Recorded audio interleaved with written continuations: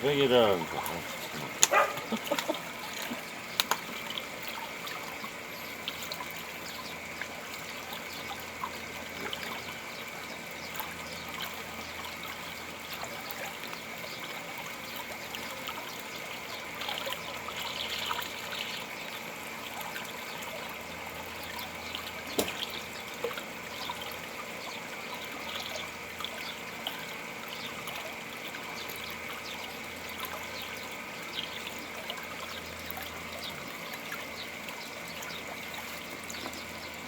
잘 섞이죠. 수중 모드 하나 있으면 딱 좋아.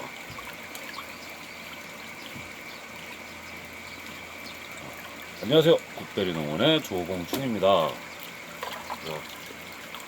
오늘 지금 졸려요. 새벽부터 지금 나와가지고 해는 떴습니다. 해는 떴는데 아직은 햇볕이 강하지 않고요. 지금 이제 요거 이제 아침부터 이 모주싹하고 요거를 이제 조로간주를 하려고 그래요. 조로간주.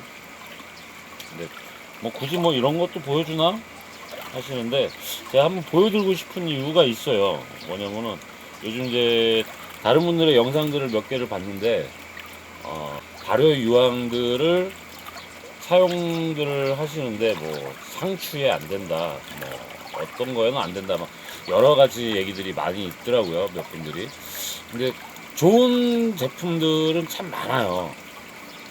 많은 제품들이 참 좋은 점들이 많은데 좋은 제품이라고 해도 거기에 맞지 않게끔 또 사용 방법을 맞지 않게끔 사용을 하다 보면은 문제들이 생깁니다. 그래서 이거를 주의사항 같은 거를 정확하게 알고 사용을 하시면 크게 차이 안 나요. 예를 들어서 이런 유황 제품들 보세요. 이런 유황 제품들 같은 경우는요, 저녁이나 아니면 새벽녘에 이슬 마르기 전에 잠깐씩 써주시는 거예요. 그리고 흠뻑 이렇게, 그러니까 전체적으로 이파리까지 막 적셔주는 거는 별로 좋아하지 않습니다. 일단 첫 번째,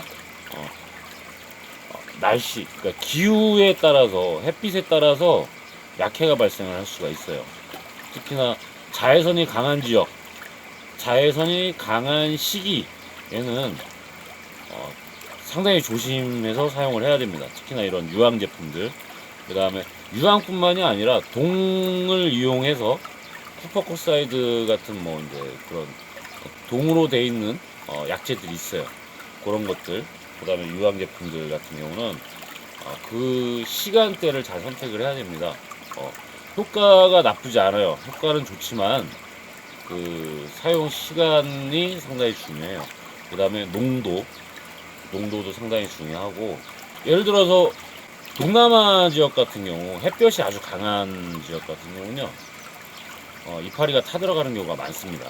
그런 데서는 함부로 사용을 하면 안 돼요. 농도를 아주 약하게 해서 흠뻑 물량이 많아야 됩니다. 그래야지만 이제 농도자가 생기지 않아요. 근데 그렇지 않고서 그냥 사용하시다 보면은 문제가 분명히 생긴다는 거 말씀드리고요. 지금 저는 상추에도 지금 몇 년째 사용을 하고 있어요. 근데 왜 사용을 하느냐? 여름 상추 때 이렇게 초기에 한 번씩 사용을 하는데요. 사용을 하는 이유가 있습니다. 우선은 초기에 여름 상추 같은 경우는 질소를 좀 흡수를 해줘야 돼요. 근데 질소와 칼슘 흡수를 잘 해줘야 되는데요. 그 시기에요, 아미노산 합성을 하는데 유황이 들어가면은 좀 도움이 많이 됩니다. 조직력이 좀 상당히 좋아져요. 경도도 생기고, 과일 같은 경우는 뭐 향도 강하게 해주는 효과를 볼 수가 있어요. 그래서 지금 제가 미리 어제 칼슘을 먼저 넣어놓고요. 칼슘을 넣어놓고 지금 아침에 바로 모주싹 요거 많이 안 넣었어요. 물 500리터에 500g만 넣습니다. 1000배액으로. 1000배액 이하로는 안 줘요. 잘. 제품에는 뭐 500배액으로 줘라 그러는데 그러니까 자담 유황이든 뭐 이런 발효 유황을 쓰든 처음부터 500배 그렇게 안 써요. 1000배으로 해서 물량을 좀 많이 해서 좀 뿌려주는 경우가 있습니다. 그 속까지 막 흠뻑 젖는 게 아니고 되도록이면 관부 밑으로 넣어주는 게 더 이제 약해를 예방할 수 있어요. 지금 그래서 어제 칼슘을 미리 녹여놓고 지금 유황을 넣어놓은 거예요. 여기 보시면은 한 가지 팁 이거 하나 보여드릴까?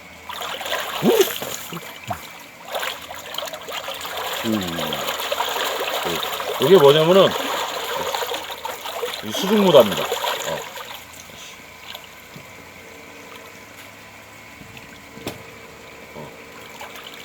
지금 이 안에는 미리 수중모다를 넣어서 제가 물을 주거나 따로 약을 칠 때, 그러니까 살균제, 살충제를 사용을 할 때요, 이 약재들이 뭉쳐갖고 한 번에 많이 나가는 거를 예방을 해줘요.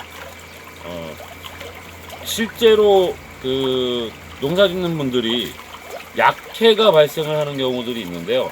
그거는 약재들이 뭉쳐 있어서 이런 유황 제품이나 뭐 동제 같은 거를 사용을 하는데 뭉쳐 있는 상태에서 훅 나가가지고 갑자기 어떤 일정 부위가 농도 장애가 생기는 경우가 많이 있어요. 근데 그런 것들, 이런 거를 사용을 할 때 미리 이렇게 해주시면은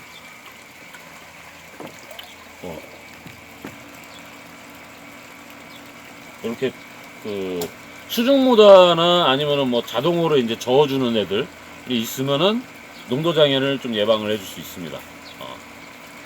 실제로 그런 경우도 많습니다. 처음에 그냥 휘휘 저어가지고 왕창 때려 넣는데 가장 많이 들어간 부위들이 있어요.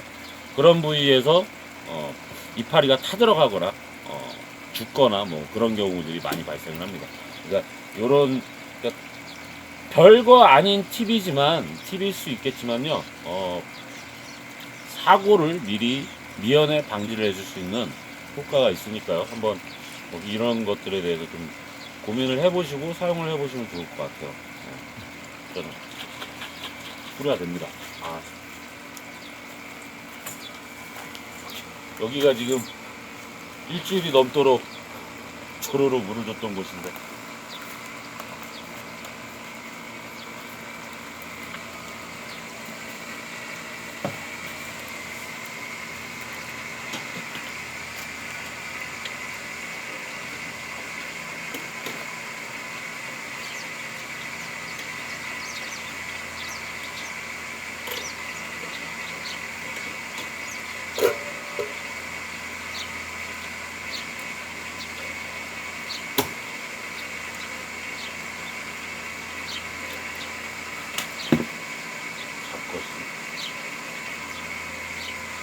플러그가 맛있구나.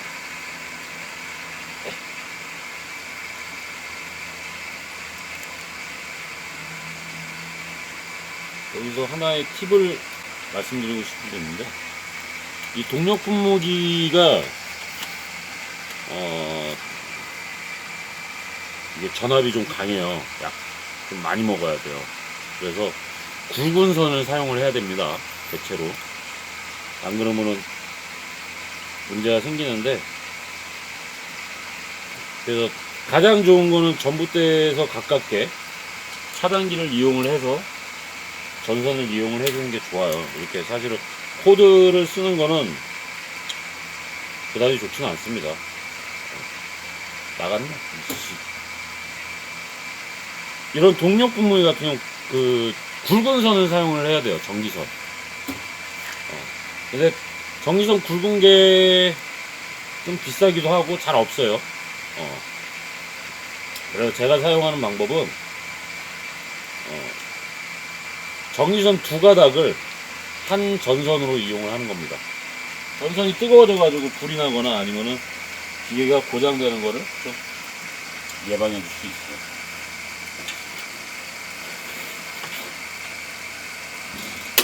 차단기에 연결해 버려야겠다.